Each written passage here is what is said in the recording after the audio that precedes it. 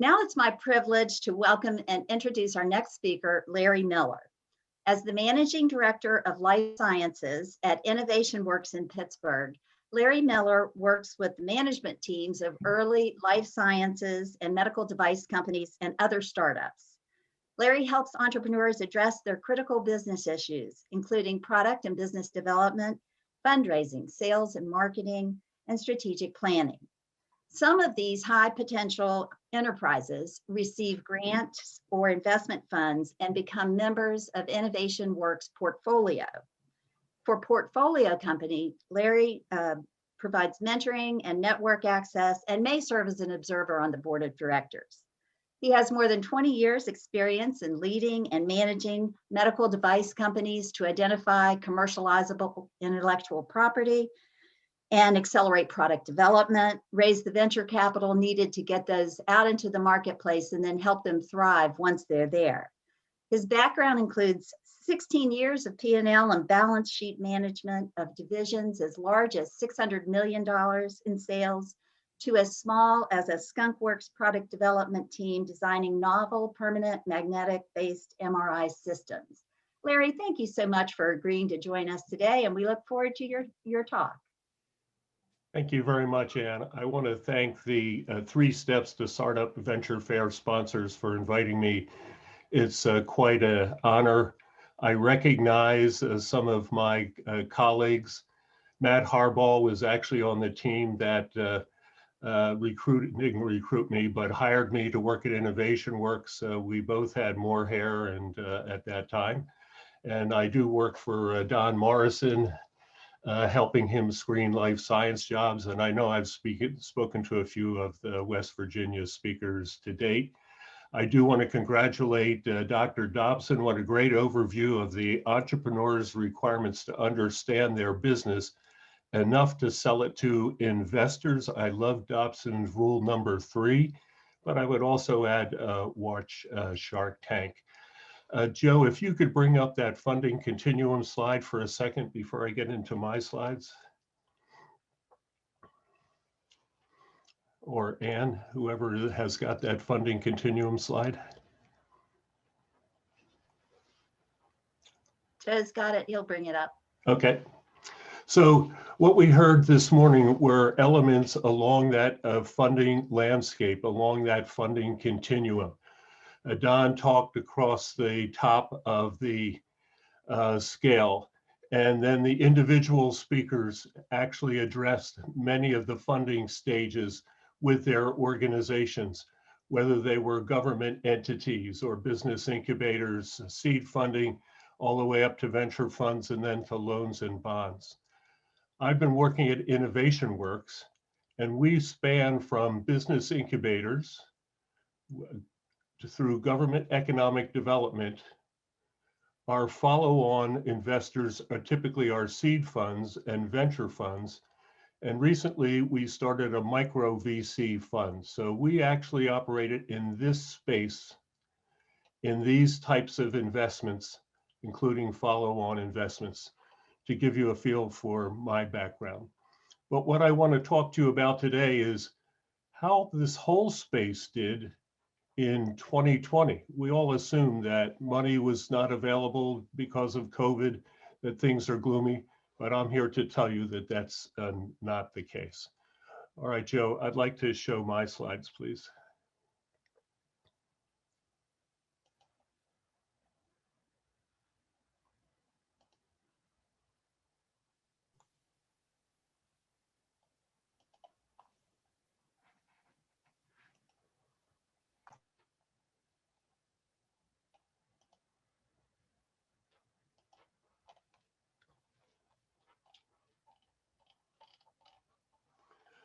So as you could tell from Ann's introduction, I come from the life science side of the business.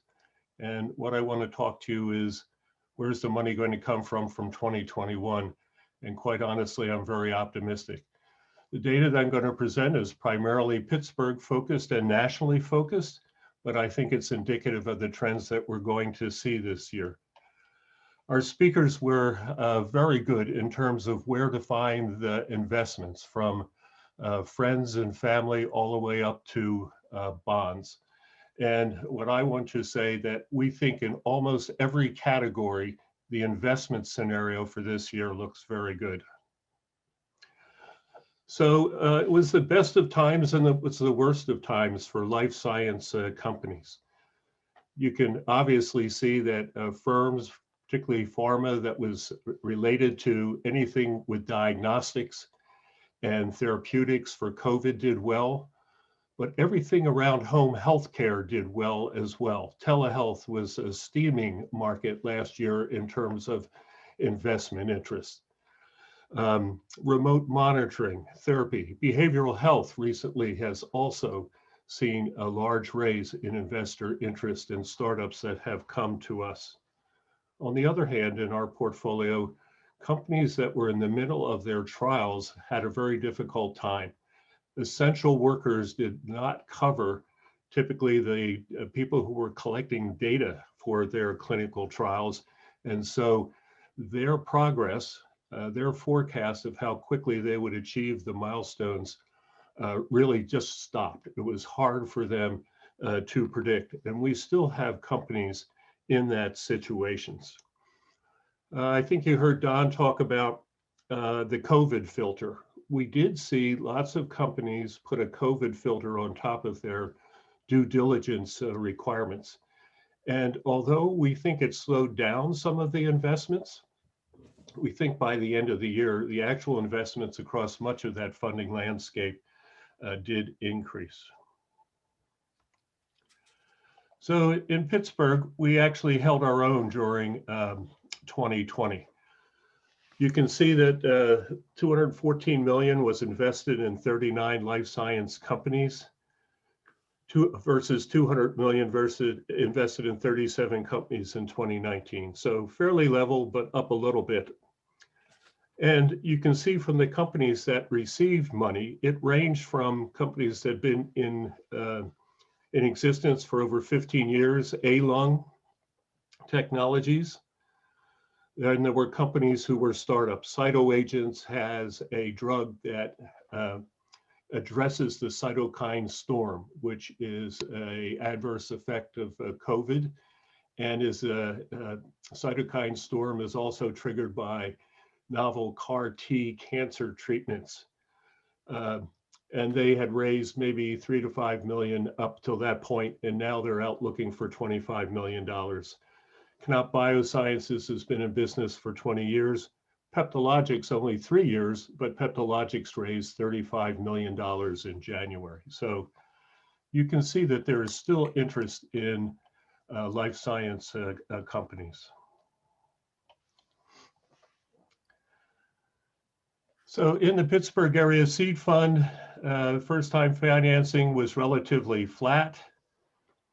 You can see that the personal meetings obviously were down. Everything was teleconferencing, elongating the due diligence process.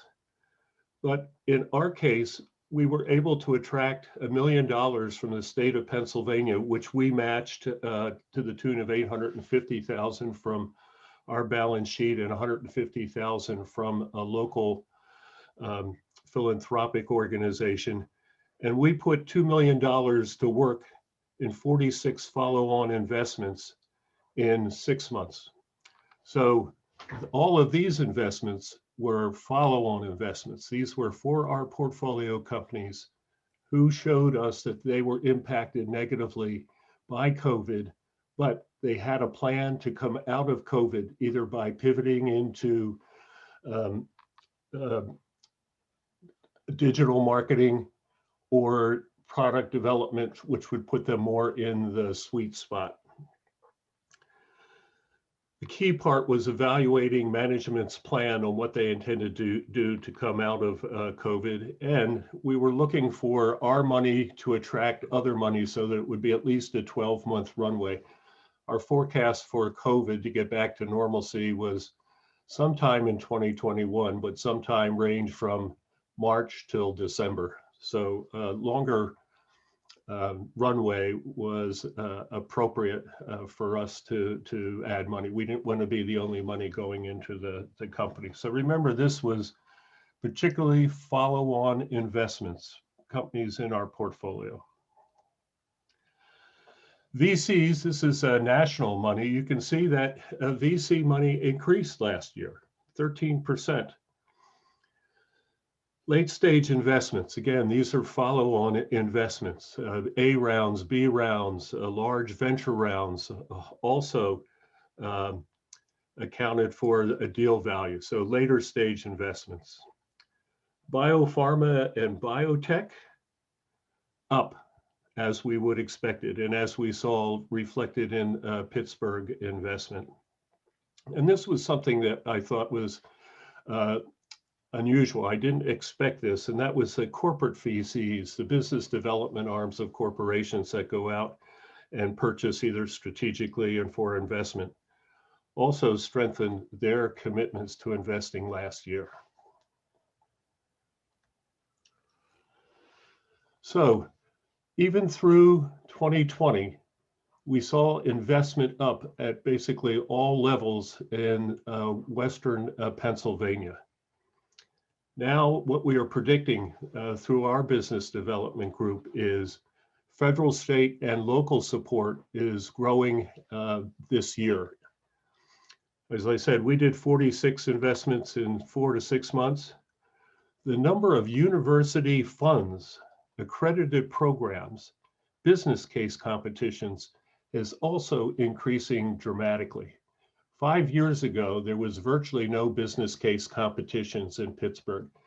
Now I would say we can count 20 funded business case competitions that are available between the universities in town. A very dramatic change towards the acceptance of innovation. And our business development folks have looked out into the state and federal government, and they see additional bills to support funding for innovation, both from the feds to the states, states out to us, from the feds directly into the agencies, and other unique funding programs are being talked about. Professional societies are approaching the government and saying, we want you to continue your support for telehealth, for behavioral health, et cetera. So we think that the political trend is also acting in our favor. So when I say best of times, I took this from a weekly app, blog, zine, however you want to call it. This is from Fierce Healthcare. Eden Health, look who they are being developed with. Healthcare practice for employees at companies. Capital RX, this is pharmacy benefit managers.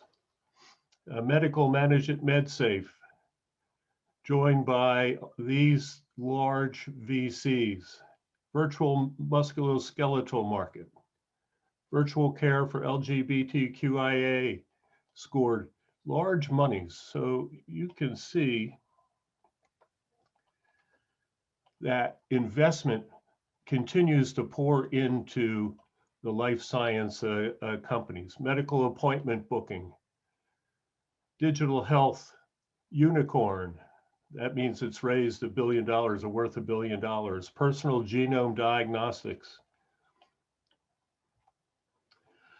So I want our friends in West Virginia to join us in our outlook that 2021 is going to be a good year for investment dollars flowing from all the sources that you've seen and heard about from our previous speakers.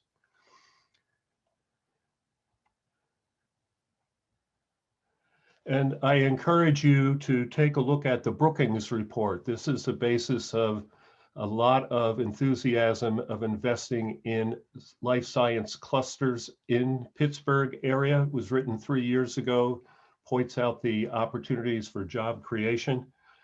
And then every year, E&W and IW, E&Y, and IW put together a report of the funding that occurred in the year before. Ours will be released now in 2 weeks. And all of the types of funders that you've heard from today are accounted for, and you'll see the trends of each of those funding categories and how their funding paths have gone historically. We've been doing this report, I think, now for 5 years, so you can see the historical advancement there. So the message I want to leave with you is this is a very good year to be an entrepreneur and in a startup. There are plenty of organizations to help you at virtually every stage, and there will be more money coming and available for you. Thank you very much. Larry, thank you for joining us. And it's always wonderful to hear optimistic outlooks about funding opportunities for entrepreneurs. So we're so glad you could join us and give us that recap of what you're seeing going on right up north of where we are now.